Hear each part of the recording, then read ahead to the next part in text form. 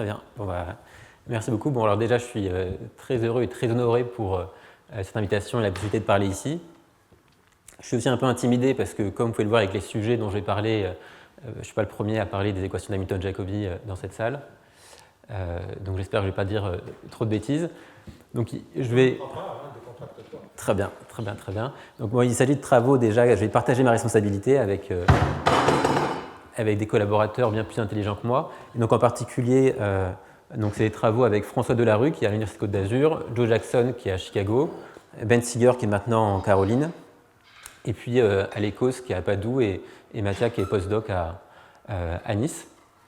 Donc je vais parler de contrôle champ moyen et du problème de convergence en théorie du contrôle champ moyen.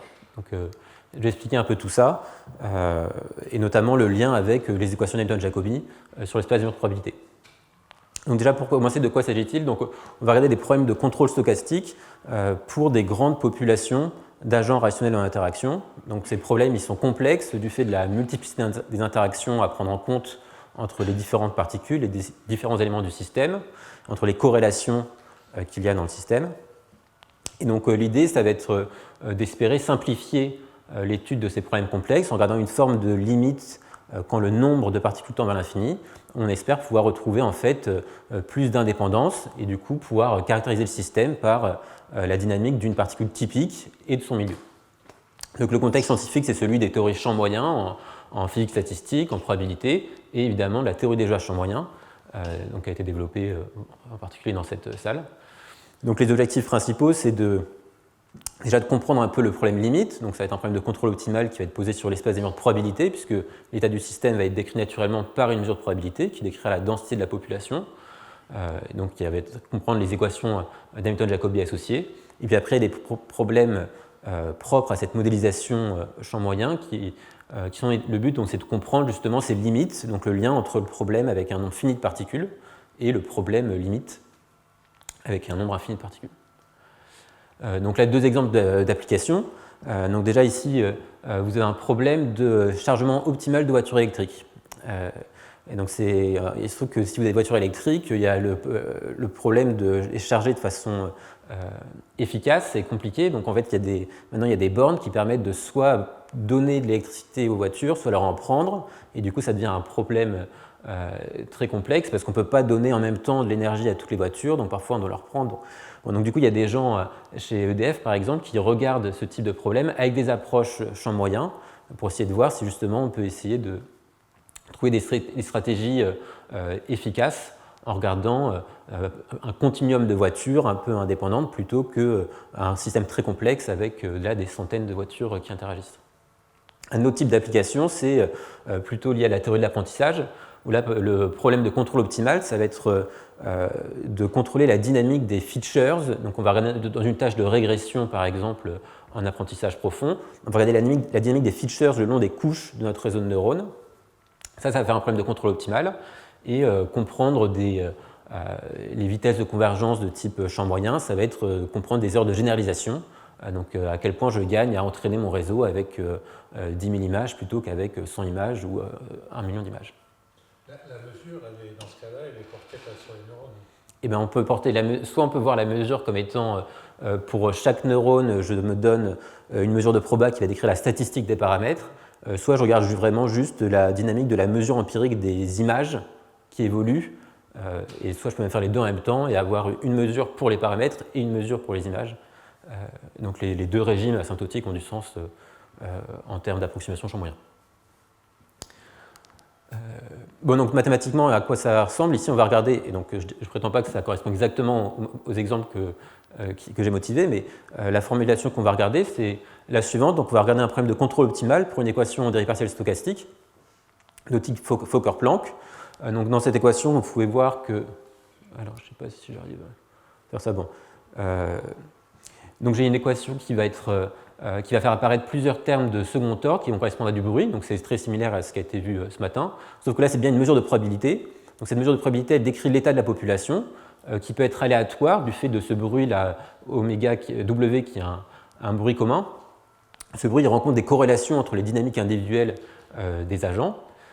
Et donc du coup, je cherche à contrôler, donc via ce paramètre de contrôle alpha, cette dynamique, donc l'état de la population qui évolue dans le temps, pour minimiser un coût. Et donc ce coût, il va être la somme d'un coût courant, L, qui va dépendre de l'état de la population, mon contrôle, et la variable X qui correspond à être une position pour un agent dans la population, et un coût terminal qui va dépendre vraiment de la mesure.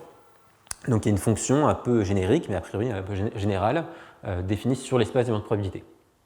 Okay, donc là, c'est aussi, on peut voir ça comme un problème de contrôle de Makhnin-Vlasov conditionnel, parce que là, en fait, ce que je suis en train de contrôler, c'est la loi conditionnelle de la solution d'une certaine équation différentielle stochastique, conditionnellement au bruit commun, en imaginant que derrière, j'ai un autre bruit indépendant, qui est la trace, en fait, des bruits individuels des agents dans l'approche particulière. Ok.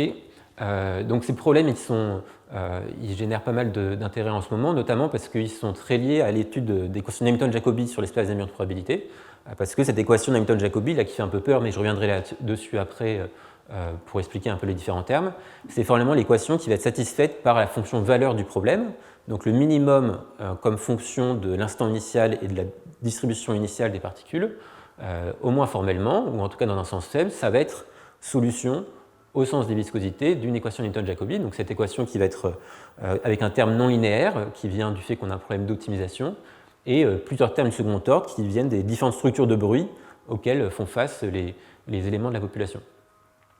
Okay, donc cette équation elle est importante parce qu'elle permet de pouvoir comprendre un peu les propriétés de stabilité du problème de contrôle associé.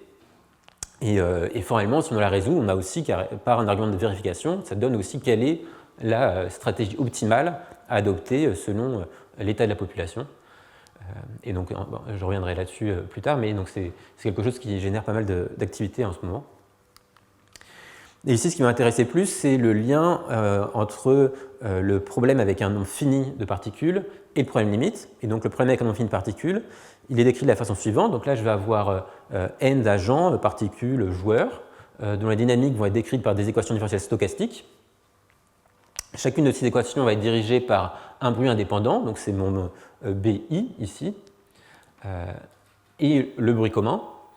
Et je vais avoir le problème de contrôle, c'est de minimiser ce coût total, donc qui va être une somme des coûts individuels, moyennés par 1 sur n, et un coût final qui va dépendre vraiment de l'état de la population. Et la question qu'on se pose, c'est comment est-ce que je peux faire le lien entre cette fonction valeur pour le problème à n particules et la fonction valeur limite. Alors déjà, ici, comme c'est marqué Pierre-Louis, on est vraiment sur quelque chose qui est proche de la théorie des jeux à champ moyen, mais avec la différence qu'en théorie des jeux à champ moyen, l'interaction élémentaire entre les particules, elle se fait via des équilibres de Nash. Donc ce n'est pas une personne, un planificateur central qui décide des contrôles pour toute la population, mais c'est vraiment chacun des joueurs qui décide de sa propre dynamique, et l'interaction se fait via des équilibres de Nash. Et à la limite, on a un problème de point fixe à résoudre. Ici, c'est vraiment un planificateur central, donc par exemple EDF avec ses voitures électriques, qui décide de la stratégie pour chacun des joueurs pour minimiser un coût qui dépend de façon un peu non triviale de la statistique de la population. Et donc du coup, c'est pour ça qu'à la fin, on a une équation de Hamilton-Jacobi et on n'a pas la master equation de la théorie des jeux à champ moyen. Okay, donc en fait, ce problème de convergence, donc comprendre ici cette limite quand le nombre de particules tend vers l'infini, ça a été d'abord étudié par des arguments de type compacité, donc plutôt probabiliste, d'abord motivé par des conservations en grande déviation, les premiers travaux c'est déjà vers 2012, et puis après par Lacker, JT, dans des généralités de plus en plus importantes. Et essentiellement, ces travaux ils permettent d'avoir une convergence qualitative des fonctions valeurs, donc on sait dans un certain sens on va avoir convergence du problème à n particules vers le problème limite, et on amène dans un certain sens faible convergence des trajectoires optimales, mais si je regarde en fait les trajectoires optimales comme étant dans une forme relâchée, où je regarde des mesures sur l'espace des trajectoires qui à la fin vont être concentrées sur les solutions du problème contrôle Makhnin-Vlasov. Il y a aussi des EDP, des méthodes EDP. Par méthode EDP, je vais vraiment dire quelque chose où on regarde les EDP satisfaites par les différentes équations pour les comparer et en déduire quelque chose sur la convergence des fonctions valeurs. Donc ça a été fait pour des problèmes sans bruit et dysancritique, donc il n'y a que le bruit commun ici, notamment par Gangbo et des co-auteurs. Et la première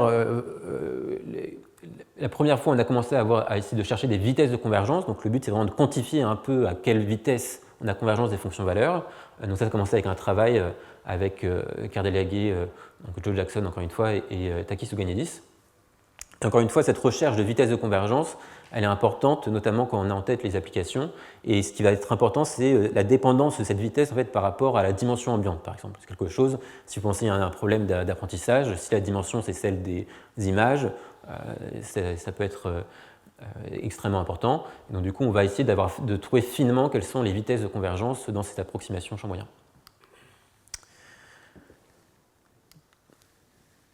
Ok, donc du coup déjà si je reviens sur un problème où il y a, donc, un problème où il n'y a pas de contrôle, ça c'est quelque chose qui est plutôt un problème qui est bien compris.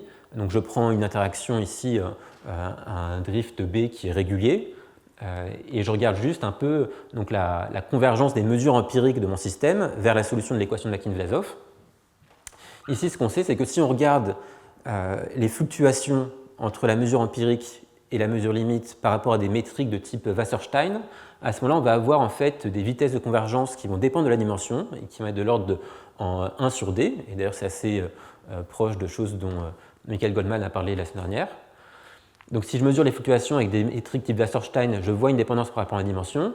Mais en revanche, si je mesure les fluctuations avec des métriques qui sont beaucoup plus régulières, donc par exemple avec des normes de Sobolev avec des exposants qui sont suffisamment négatifs, ou si je mesure les fluctuations à travers des fonctions test qui sont très lisses, à ce moment-là, je peux retrouver en fait des fluctuations de l'ordre du triangle central limite, donc en 1 sur racine de n.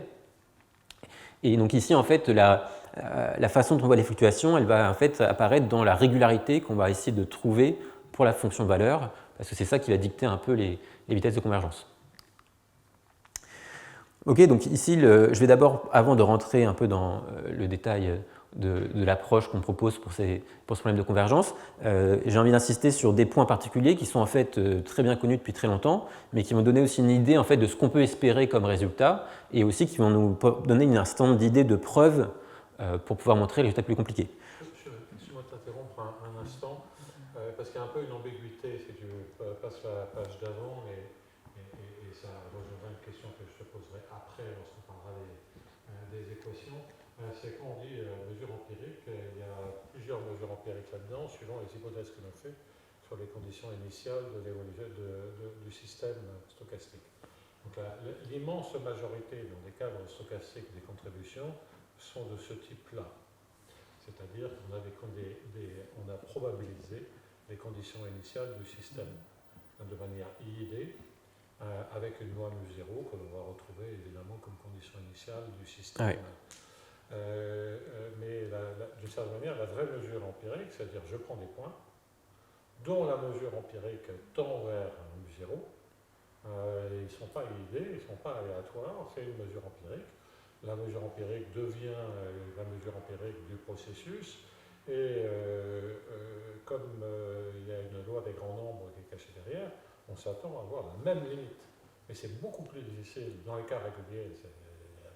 Les deux choses se passent de la même manière, donc, que ce soit Katz, McLean, déjà maintenant on discute un peu plus, mais la question des véritables mesures empiriques dans un cadre stochastique est beaucoup moins traitée dans la littérature et pose véritablement de problème. Donc je voulais juste faire cet aparté-là pour voir par la suite ce que vous faites. Oui. Alors de toute façon, là je suis volontairement vague parce que ce que je voulais montrer, c'était vraiment cette dépendance par rapport à la dimension, et je serai plus précis après dans la forme des résultats qu'on va présenter. Et puis, vous voulez faire cette remarque en tête. Non, effectivement, il y a ces deux paradigmes. Est-ce que je regarde justement une condition initiale qui est déterministe, mais avec des points qui vont converger vers la distribution initiale de population, ou est-ce que je prends des points randomisés selon la loi, bien sûr. Et on va, évidemment, c'est lié. Et là, on prend l'autre, mais la réciproque n'est pas claire. Oh, tout à fait, tout à fait. Effectivement. En fait, on va effectivement regarder les deux situations complètement. Ok, donc oui, juste donc déjà un problème qui, pour le coup, est connu depuis très longtemps, c'est la question de la viscosité évanescente pour des équations d'Hamilton-Jacobi du premier ordre. Et en fait, il se trouve que donc je prends une équation d'Hamilton-Jacobi du premier ordre avec un Hamiltonien qui est gentil, je rajoute un peu de viscosité et je veux savoir à quelle vitesse en fait est-ce que j'approche la solution de l'équation du premier ordre. en fonction du paramètre de viscosité que j'ai ajouté. Et en fait, il se trouve que ce problème de viscosité évanescente, c'est exactement un cas particulier du problème de convergence en contrôle champ moyen lorsque je prends une dépendance des coûts par rapport à la mesure empirique du système, qui est en fait une dépendance uniquement via la moyenne empirique. C'est-à-dire que là, pour mon coût terminal, qui a priori dépendait donc de toute la statistique de la population, si je dis que ça dépend juste de la moyenne, donc le barycentre des particules, et bien en fait, dans ce cas-là, je peux montrer que la fonction valeur elle-même ne dépend aussi que de cette moyenne-là, donc du coup de quelque chose qui est en dimension finie. Et là, je me retrouve vraiment à comparer des équations qui sont juste en dimension finie. Et l'effet stochastique des particules pour le problème prélimite, il va se traduire vraiment exactement par une viscosité d'ordre 1 sur n, avec n le nombre de particules. Et donc ça permet aussi de savoir un peu quelles sont les vitesses optimales auxquelles on peut s'attendre, parce qu'on sait que ce problème qui a été bien étudié, on sait qu'a priori la vitesse optimale, c'est de l'ordre de 1 sur racine de n. Et on sait aussi que les conditions qui garantissent des vitesses peut-être encore meilleures, c'est vraiment des conditions de convexité par rapport aux données terminales qui garantissent en fait l'unicité et la stabilité des solutions optimales pour le problème limite.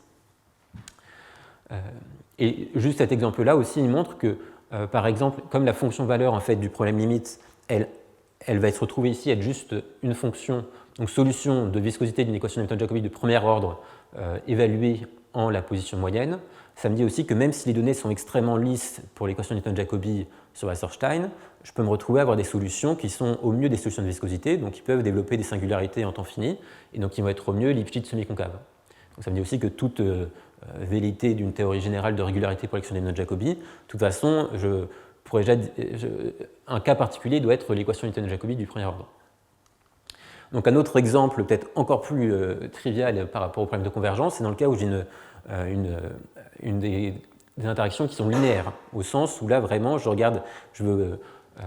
pour chacune des particules, il y a un coût final qui dépend juste de sa position, et je regarde la moyenne de ces coûts-là, et donc en fait, vu que là il suffit juste que je minimise par rapport à la trajectoire de chacune des particules, puisqu'en fait il n'y a plus d'interaction champ moyen entre elles, et donc à ce moment-là le problème de convergence n'a plus de sens, parce qu'en fait il suffit juste moyenner les fonctions valeurs de chacune des particules, qui sont la même, mais ça me montre en particulier que là, dans ce cas-là, la forme de la fonction valeur, ça va être juste l'intégrale d'une fonction finidimensionnelle contre la mesure, et cette fonction va être solution d'une équation d'Hamilton-Jacobi, la semi-linéaire. Et vous voyez que du coup, aussi, si j'ai rajouté un peu un coefficient de diffusion, a priori justement potentiellement dégénéré, ça me montre que la solution de l'équation d'Hamilton-Jacobi limite, elle va avoir au mieux la régularité de la solution de cette équation en dimension finie. Et en particulier, si j'espère avoir une théorie d'unicité dans des espaces avec une régularité Lipschitz par rapport à des normes de type Sobolev, donc H-K, C-K, ça c'est ici je pourrais jamais avoir mieux que Lipschitz par rapport à D1 par exemple, parce que si je voulais avoir Lipschitz par rapport à H-K, il faudrait que le petit u ici soit en fait dans HK ou dans CK, et ça c'est pas possible si la viscosité est dégénérée. Ok, donc du coup c'était un peu une introduction pour voir un peu comment on navigue entre ces différents problèmes. Maintenant je vais vous présenter un petit peu l'approche qu'on a essayé de proposer pour le problème de convergence. Et donc l'idée c'est la suivante, c'est de se dire on veut montrer que j'ai deux fonctions de valeur qui ne sont pas trop éloignées, je vais essayer de montrer qu'elles satisfont presque la même équation. Et donc du coup d'un côté déjà pour le problème à n particules, donc là je sais, c'est un problème de contrôle stochastique standard, les fonctions valeurs vont satisfaire une équation d'Hamilton-Jacobi, donc la semi-linéaire en plus avec une volatilité non dégénérée, donc je vais avoir des solutions classiques. Je sais qu'à chaque fois, si les données sont à peu près sympathiques, je vais avoir un unique contrôle optimal qui m'est donné par le gradient de la fonction valeur. Mais en revanche, à la limite, là pour le coup, donc je vais avoir une équation d'Hamilton-Jacobi sur l'espace d'éléments de probabilité qui peut développer des singularités, qui fait intervenir cette dérivée par rapport à la mesure. Donc cette dérivée, là j'utilise la dérivée fonctionnelle linéaire, à partir de laquelle on retrouve la dérivée de Lyons, de Pierre-Louis. Mais l'idée, c'est qu'on a quand même une équation qui est similaire, et on veut essayer en fait de comparer un peu les équations pour pouvoir en déduire des choses sur la proximité des solutions.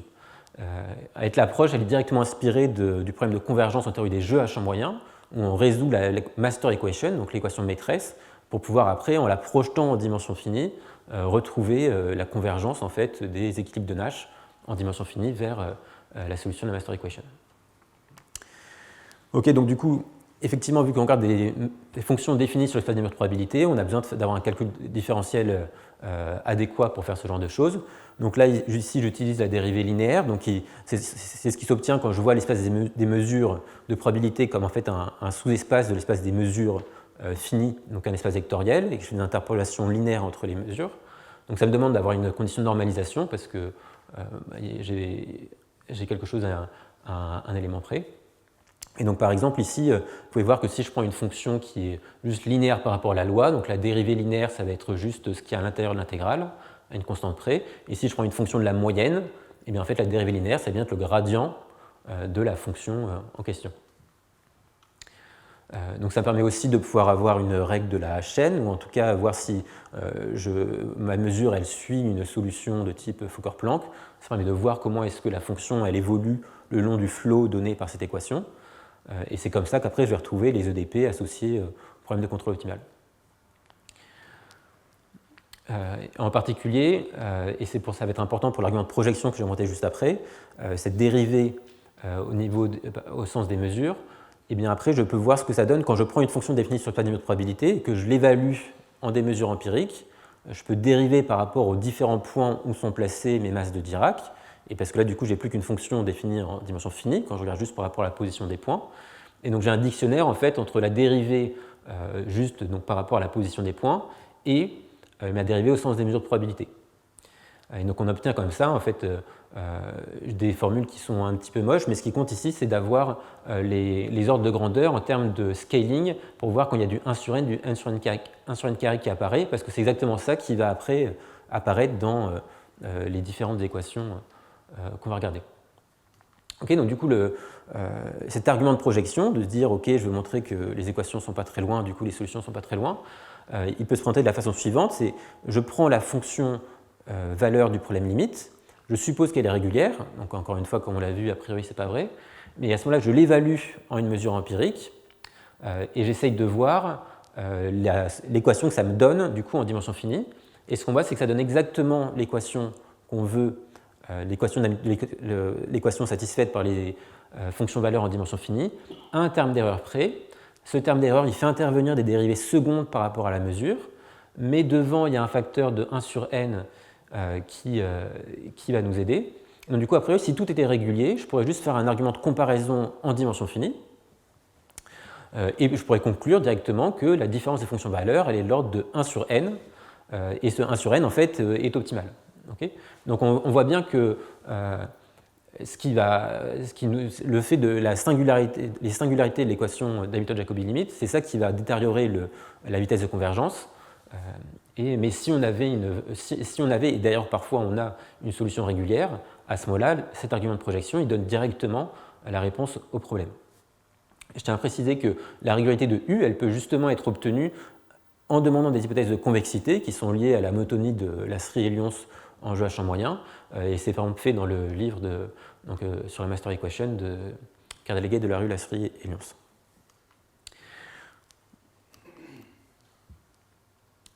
Donc du coup, on a en tête cet argument de projection qui permettrait d'avoir des vitesses optimales de convergence, et donc l'idée qu'on a, c'est de se dire on va trouver une régularisation de la fonction valeur qui permet de faire cet argument de projection. Mais régularisation, ici, ça pose plusieurs questions, parce que bon, déjà, on est sur l'espace des mesures de probabilité, donc comment est-ce qu'on régularise une fonction, c'est pas totalement clair. Et puis surtout, on veut régulariser la fonction de telle sorte que les dérivées d'ordre supérieur qui jouaient sur le taux de convergence soient contrôlées, mais aussi on veut une régularisation qui soit compatible avec l'équation, parce qu'on veut que lorsque je vais projeter en dimension finie cette régularisation, on veut avoir toujours une équation qui est assez similaire à celle qu'on avait au début. Parce que par exemple, et ça, c'est pas évident. Et donc du coup, pour faire cela, le candidat de régularisation qu'on a, qui va rappeler des souvenirs aux personnes qui étaient là la semaine dernière pour le cours de Pierre-Louis et la régularisation de la deuxième édition de Wasserstein, c'est de regarder une opération de subconvolution, mais là, cette fois, on va pénaliser avec une métrique qui va être une métrique de type Sobolev négatif, avec un indice suffisamment important. Donc l'idée, c'est que l'opération de subconvolution, ça va bien préserver les propriétés de type semi-concavité, mais ça va créer de la semi-convexité. Donc à partir de quelque chose qui est semi-concave, donc semi-concave en gros c'est concave plus une fonction lisse, et bien si j'ai semi-concave, je vais pouvoir préserver cette semi-concavité, créer de la semi-convexité, du coup avoir quelque chose de type C11, et comme en plus derrière j'ai une structure hilbertienne, je peux quantifier à quel point est-ce que je vais créer de la semi-concavité. Et donc ça c'est pour ça qu'on va se servir de cette distance. Il se trouve qu'utiliser ce type de métrique aussi dans le cadre de problèmes de comparaison pour ces équations d'Hamilton-Jacobi, c'est des choses qui ont été faites aussi par Zoner et Yann récemment, mais vraiment cette approche par subconvolution, c'est directement inspiré de l'article de Lasserie et Pierre-Louis qui était fait dans un cadre hilbertien, où du coup U était directement défini sur l'espace entier. Là, la subtilité, c'est qu'on veut régulariser une fonction qui est définie juste sur le petit espace de notre probabilité, en voyant ça comme une fonction définie sur le plus gros espace de ces distributions de notre espace de Sobolev, ce qui demande de petites adaptations, mais la morale, c'est la même. Et donc, l'idée, voilà, c'est qu'on va essayer de régulariser de cette façon-là l'équation, la solution de l'équation, pour pouvoir après la projeter et obtenir des vitesses optimales. Donc juste ici, pour se rassurer sur le fait que si je vois ma fonction définie sur l'espace de probabilité comme une fonction définie en fait sur l'espace beaucoup plus gros de mes distributions, donc mon espace là h-k avec mon k qui est suffisamment grand, eh bien en fait la dérivée linéaire que j'avais par rapport à la mesure, ce n'est rien d'autre que la différentielle au sens de la structure hilbertienne sur mon espace h-k. Et ça me donne aussi justement ça me permet par injection de Sobolev de pouvoir estimer les dérivées qui étaient inquiétantes par des normes C11 par rapport à l'espace de Sobolev en question. Donc en particulier, le terme rouge qui me faisait peur dans l'argument de projection, en fait, il est contrôlé par la norme C11 au sens h-k de ma fonction. Okay, donc c'est pour ça que si j'arrive à contrôler cette norme C11, ce que je vais pouvoir faire par subconvolution, je vais pouvoir contrôler les termes qui perturbaient l'argument de projection.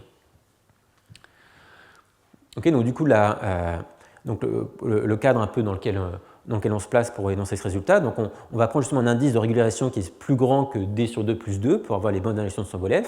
Notre Hamiltonien, ça ressemble un peu à un demi de p carré, un truc quadratique. Il faut que nos coûts ils soient déjà Lipschitz par rapport à des bonnes métriques, donc ils soient assez régularisants. Donc Lipschitz là par rapport à des métriques type C-K, donc C-K, donc c'est dualité par rapport aux fonctions qui ont K dérivées dans L infini. Et dans ce cas-là, en fait, ce qu'on peut montrer, c'est que la fonction valeur est bien elle-même déjà Lipschitz et semi-concave par rapport à ces métriques donc la C-K, qui est un peu plus fort que H-K. On a besoin de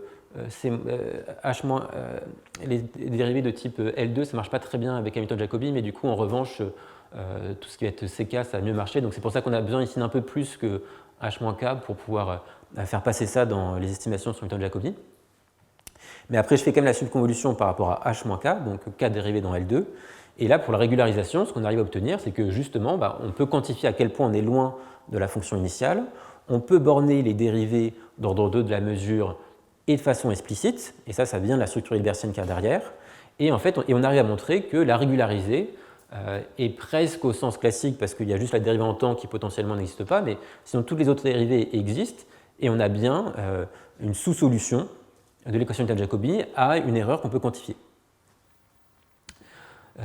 Et donc du coup, une fois qu'on a cette régularisation, on peut mettre en place l'argument de projection et du coup dire que maintenant je vais projeter la régularisée, faire un argument de comparaison en dimension finie, et après du coup je vais choisir de façon optimale mes paramètres, donc mon paramètre epsilon de régularisation par rapport à n qui est mon nombre de particules, pour avoir une vitesse optimale de convergence.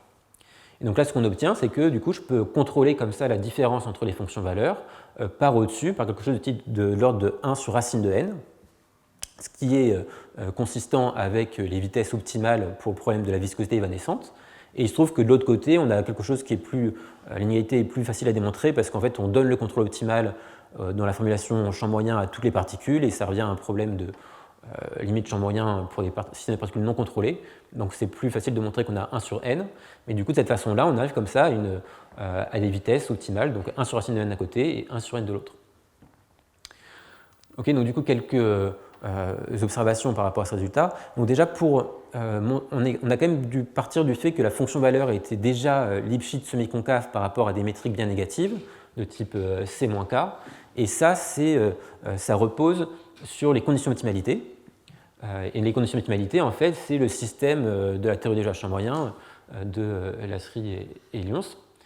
Et c'est grâce à ces conditions d'optimalité qu'on peut dire qu'en fait les contrôles optimaux ont beaucoup de régularité, et du coup ça donne en fait, quand la Pierre parlait de ce matin du fait qu'on a besoin de stabilité pour l'équation qu'on contrôle, mais là du coup on peut regarder la stabilité quand le contrôle optimal est en fait très régulier, parce qu'on sait que le contrôle optimal est très régulier grâce aux conditions d'optimalité. Et du coup dans ce cas-là on arrive à montrer stabilité dans des métriques très faibles de type H-K, C-K.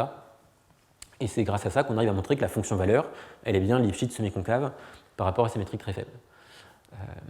Et après, du coup, pour montrer que la régularisée, elle est bien sous solution de viscosité, pour montrer qu'elle est bien sous solution à peu de choses près de l'équation limite, on montre d'abord que c'est bien une sous-solution au sens des solutions de viscosité, et après on montre que comme on était parti d'un truc semi-concave, qu'on a créé la semi-convexité, en fait c'est presque les dérivées par rapport à la mesure existent toutes, donc en fait l'équation est satisfaite dans un sens qui est plus fort.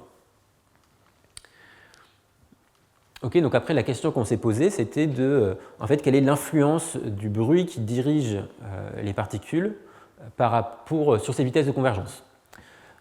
Et il se trouve qu'en fait que ça joue, donc à la fois au niveau de la question de la dégénérescence ou non du bruit idiosyncratique, donc même par exemple dans un cas où il n'y a pas du tout de bruit et je serais juste dans un problème plus proche, donc déterministe, et le bruit commun, comment est-ce qu'il va affecter justement la convergence des fonctions valeurs. Donc là, ce qu'on a regardé, c'était un cadre plus général où cette fois, donc la volatilité pour les particules, pour leur bruit syncrétique, peut être dégénérée. Et donc on a toujours la limite champ moyen, mais donc là, la question des vitesses de convergence, cette fois, on obtient des vitesses qui vont dépendre de la dimension, et la dimension, et qui vont avec des vitesses de convergence qui sont de l'ordre de celles qu'on a pour des... donc quand on regarde les fluctuations justement par rapport à des métriques de type distance de Wasserstein, donc c'est de quelque chose de l'ordre de 1 sur D, donc comme pour les résultats de Fournier-Guillen, quand je regarde les fluctuations d'une mesure empirique par rapport à la mesure limite. Et donc, mais là ici, en fait, pour arriver du résultat qui n'est pas la dimension à ce résultat ici, il y a des vraies subtilités parce qu'il se trouve que l'opération qu'on a faite de régularisation, elle marchait bien parce qu'on partait déjà de fonctions qui avaient une régularité type Lipschitz semi-concave par rapport à des métriques très faibles. Et ça, ce n'est pas du tout quelque chose qu'on peut espérer quand on a du bruit idiosyncratique qui est dégénéré. Parce que c'est l'exemple que j'ai montré au début, s'il est dégénéré, je peux me retrouver à avoir quelque chose qui est au mieux Lipschitz par rapport à D1. Et du coup, ça demande des arguments de régularisation supplémentaires pour arriver à passer de la technologie avec cette subconvolution dans ces espaces sous F négatifs à la régularité qui est comparable avec le cas ici. Donc en particulier, on a besoin de régulariser un peu plus les mesures. Donc pour pouvoir passer d'une régularité de type Lipschitz semi-concave par rapport à des métriques de type variation totale ou distance de Wasserstein, on va convoluer les mesures avec des noyaux réguliers. Ça permet de pouvoir quantitativement passer de Lipschitz, par exemple, par rapport à D1 à Lipschitz par rapport à n'importe quelle norme de Sobolev négative avec un blow-up qui est quantitatif. Et après, il se trouve en fait que pour pouvoir quand même retrouver dans les vitesses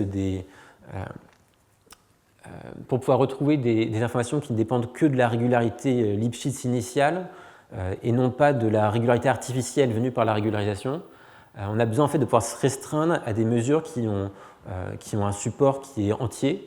Et donc on a besoin aussi d'une régulation supplémentaire où on va rajouter un peu de la mesure de Lebesgue. Ça, c'est ce qui permet dans un argument de pouvoir justement exploiter la régularité D1, et parce que sinon en fait on se retrouve à avoir justement devoir les régularisations de Sobolev négatives vont apparaître de façon totalement très non linéaire du fait qu'on a une équation qui est non linéaire. Et du coup, si on ne veut pas retrouver cette régularité de D1, on arrive à des vitesses qui explosent, donc on a besoin de cet argument intermédiaire.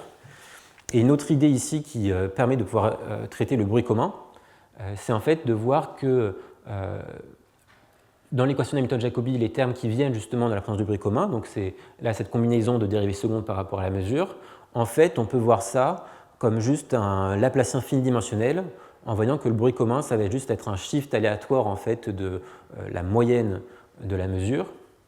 Donc en introduisant la bonne variable additionnelle, on se retrouve à juste à faire disparaître les termes de bruit commun, mais avoir un Laplacien finidimensionnel supplémentaire. Et donc du coup, ça permet comme ça du coup d'oublier les termes de second ordre par rapport à la mesure. Et pour pouvoir du coup quand même traiter ce Laplacien finidimensionnel, et bien, du coup, on fait une subconvolution jointe par rapport aux deux variables, donc la variable de mesure, qu'on va voir comme un élément de donc notre espace Sobolev H-K, et par rapport à la variable supplémentaire qui décrit un peu l'évolution de comment est-ce que le bruit commun il agit sur la moyenne empirique, enfin la moyenne. Ok, donc du coup maintenant je veux, avant de conclure, je vais juste présenter un petit peu le lien entre ce problème de convergence et le problème de comparaison pour les équations de Newton-Jacobi. Donc comparaison, c'est essayer de montrer donc on veut montrer l'unicité pour l'équation de Newton-Jacobi limite. Donc on a l'équation de Newton-Jacobi, donc pour ça on montre un principe de comparaison. Donc il faut montrer que si on peut ordonner les semi-solutions sur le bord du domaine, et bien en fait on peut les ordonner à l'intérieur du domaine. Donc si j'ai une sous-solution qui est plus petite qu'une sursolution à l'instant final, alors en fait à chaque instant précédent, elles sont aussi l'une en dessous de l'autre. Et donc pour montrer des principes, et donc il y a eu beaucoup d'activités récemment pour essayer de montrer ces principes de comparaison sur l'espace des mesures de probabilité pour les équations de Newton-Jacobi. Donc encore une fois, les difficultés, c'est lié au fait qu'on est sur un espace de dimension infinie, mais qui n'est pas non plus un espace vectoriel. Les métriques usuelles qu'on voudrait utiliser dans l'argument de doublement de variables, elles ne sont pas lisses a priori. Et il y a aussi des subtilités plus fines sur le fait que les fonctions convexes, elles ne sont pas bien régulières sur l'espace des mesures de probabilité, parce qu'on est en dimension infinie. Et donc du coup, c'est pour ça que ça a généré pas mal de travaux. L'approche un peu fondamentale, canonique, en tout cas dans cette salle, c'est obligatoire, c'est quand même l'approche par relèvement, où en fait les fonctions qui sont définies sur l'espace des mesures de probabilité, on va les relever comme des fonctions définies sur l'espace de variables aléatoires pour pouvoir travailler sur l'espace L2, qui sont des espaces de Hilbert, sur lesquels la technologie est bien développée pour pouvoir étudier les équations de Newton-Jacobi. Mais il se trouve que cette approche par relèvement, elle semble mal se concilier avec les termes qui viennent du bruit idiosyncratique, qui ont du mal à trouver un analogue dans l'espace de Hilbert des variables aléatoires. C'est pour ça qu'il y a d'autres approches qui ont été développées. En exploitant par exemple vraiment la connexion avec le problème de contrôle, on peut essayer de trouver des approximations régulières de la fonction valeur pour pouvoir comparer les semi-solutions avec ces approximations régulières. Donc, par exemple, cette approximation régulière, elle peut venir du système de particules. Il y a des approches qui viennent qui sont plus inspirées du transport optimal, ou justement qui, inspirées de l'approche L2, permettent, grâce aux techniques du transport optimal, de pouvoir montrer des principes de comparaison quand il n'y a pas de bruit syncrétique. Donc ça, c'est des choses que Charles Bertucci a développées pour pouvoir trouver les notions adéquates de semi-différentiel sur l'espace des mesures de probabilité pour pouvoir montrer les principes de comparaison. Plus dans la ligne de ce que j'ai présenté ici avec ces approches par régularisation de la fonction valeur, il y a aussi l'idée qu'on peut peut-être utiliser des métriques qui sont beaucoup plus faibles dans la comparaison, dans le doublement de variables. Donc par exemple la métrique de type Sobolev négatif avec un indice suffisamment négatif, mais le prix à payer, c'est qu'à ce moment-là, il faut qu'il y ait une des semi-solutions qui soit Lipschitz par rapport à ces métriques négatives. Et donc ça veut dire qu'on est dans un cadre en fait où on s'attend à ce que la solution, donc la fonction valeur, soit Lipschitz par rapport à ces données-là. Donc en fait, c'est quand même réservé à un cadre dans lequel, quelque part, il y a quelque chose qui régularise dans l'équation. Donc en fait, c'est le cadre où le bruit idiosyncratique il est non dégénéré. Et ça, c'est des choses qui ont été développées notamment par Metezoner et puis plus récemment par Bayraktar et co-auteurs. Et après, enfin, il y a la dernière approche que je mentionnais, c'est l'approche par pénalisation anthropique. L'idée, c'est qu'on veut quand même utiliser les distances qui viennent du transport optimal, qui sont pas régulières pour toutes les mesures, mais on se dit si on arrive à garantir que dans l'argument de doublement de variable, on arrive à des mesures qui ne sont pas trop méchantes, peut-être qu'on pourra exploiter la régularité du transport optimal aux bonnes mesures. Et donc pour ça, en fait, on rajoute une pénalisation anthropique dans l'argument de doublement de variable, mais après, là aussi, en fait, on le paye à un moment, et pour le payer, c'est que on faut utiliser le fait que le bruit idiosyncratique soit non dégénéré pour pouvoir compenser les termes qui apparaissent dans la pénalisation anthropique. Donc ici, là, le résultat que je vais vous montrer, il repose sur une notion de solution de viscosité avec des fonctions test. Donc on va regarder une équation avec le bruit commun. Et donc, comme j'avais expliqué pour avoir les vitesses de convergence quand il y a de bruit commun, on va essayer de traiter les termes venant du bruit commun comme un Laplacien finidimensionnel. Donc pour ça, on rajoute fictivement une variable supplémentaire qui va shifter juste la mesure par un truc qui est par notre variable z. Et donc ça nous fait apparaître une variable supplémentaire, mais du coup on peut regarder l'équation associée à ces nouvelles variables-là, et donc on va dire qu'une fonction qui va être une solution de viscosité si dès que je peux la toucher par au-dessus en un point par une fonction lisse, à ce moment-là l'équation va être satisfaite avec les dérivés de la fonction lisse en question, à ce point-là, avec du coup soit une inégalité dans un sens, soit dans l'autre, si je regarde une sous-solution ou une sursolution. Le lien avec le problème de convergence, c'est que, en fait, sous des hypothèses assez générales, si je prends les fonctions valeurs du problème à n particules et que je les intègre par rapport à la mesure, donc ça veut dire en fait que je regarde l'optimum de la population quand je fais partir les individus de façon IID selon la loi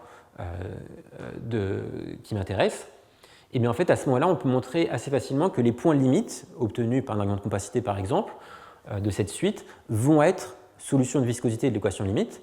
Donc ça me dit que si j'arrive à montrer une unicité à la limite pour l'équation de Newton-Jacobi, eh bien, je vais pouvoir du coup montrer comme ça que j'ai convergence justement des fonctions valeurs du problème à une particule vers la fonction valeur du problème limite.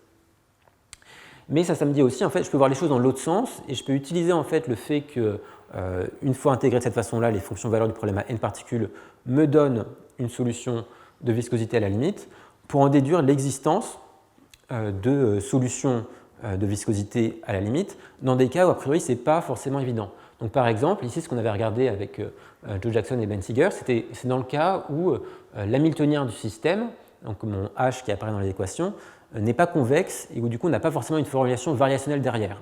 Donc, on ne peut pas utiliser a priori le fait que j'ai un problème de contrôle de champ moyen, mais on peut toujours écrire les équations Newton-Jacobi en dimension finie, et on peut toujours réussir à montrer que, à la limite, elles vont converger vers une solution de viscosité de l'équation Hamilton-Jacobi sur l'espace de Mur de probabilité. Et on peut même réussir à montrer qu'on va préserver à la limite une certaine régularité de type justement Lipschitz par rapport à des métriques faibles.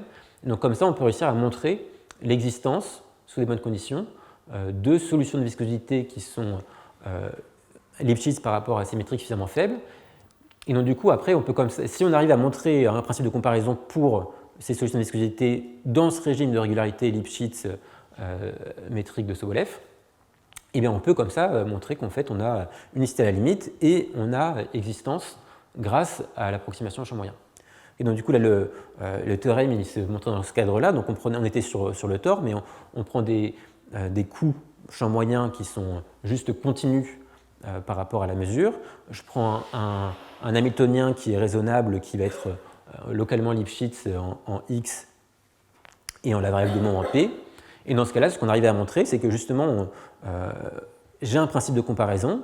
J'ai un principe de comparaison d'ailleurs pour des semi-solutions qui sont uniquement semi-continues supérieurement, semi-continues inférieurement. Il existe une unique solution de viscosité et j'ai bien, et d'ailleurs c'est comme ça que j'obtiens ma solution, j'ai bien convergence des approximations finidimensionnelles. Donc dans ce cas-là, on n'a pas de vitesse de convergence parce qu'on n'a pas la formulation variationnelle derrière qui nous permet d'avoir en fait, la semi-concavité qui permet de faire toute l'approche par régularisation, mais on arrive quand même à montrer une convergence qualitative des fonctions valeurs et du coup en même temps l'unicité pour l'équation d'Hamilton-Jacobi limite.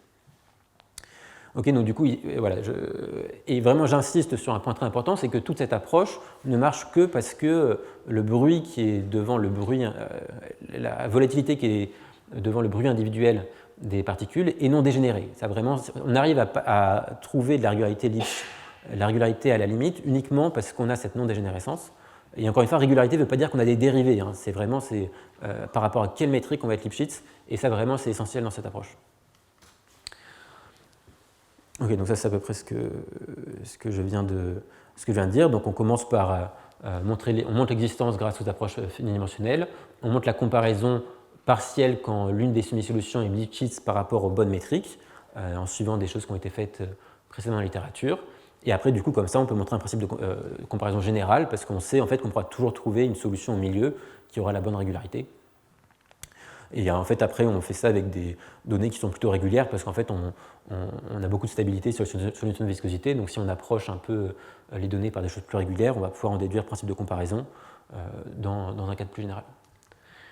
Ok, donc pour conclure cette présentation, juste présenter une question ouverte, c'est peut-être un peu prétentieux, mais sur ces équations d'Hamilton-Jacobi.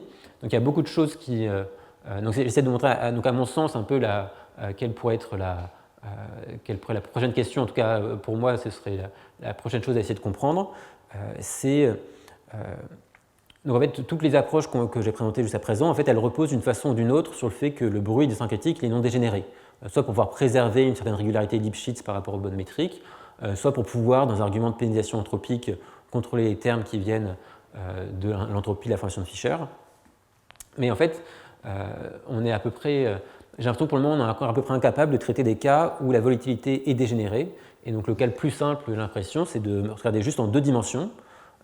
Et en 2 dimensions, là, j'aurai 2 variables d'espace x et y, et je mets la volatilité juste par rapport à une des 2 variables. Je prends un Hamiltonien H qui est lisse, toute la régularité que je veux, mais pas forcément convexe, parce que s'il est convexe, on a le problème de contrôle, et du coup, il y a d'autres arguments. Mais donc, après H lisse, mais non linéaire, est-ce que je peux montrer un principe de comparaison pour cette équation-là? Donc, à mon sens, il n'y a aucune des technologies actuelles qui permet de résoudre ça. Et je pense que c'est peut-être le problème le plus simple qu'on ne sait pas faire. Donc voilà, si vous avez des idées là-dessus, dites-le moi. Donc voilà, c'était je crois à peu près ce que je voulais dire. Donc ça, c'est les 3 travaux. Donc il y en a 2 là qui sont publiés, puis il y en a un autre qu'on vient de poster sur Archive avec Alekos, Mathia et Joe. Donc voilà, maintenant je vous remercie de votre attention.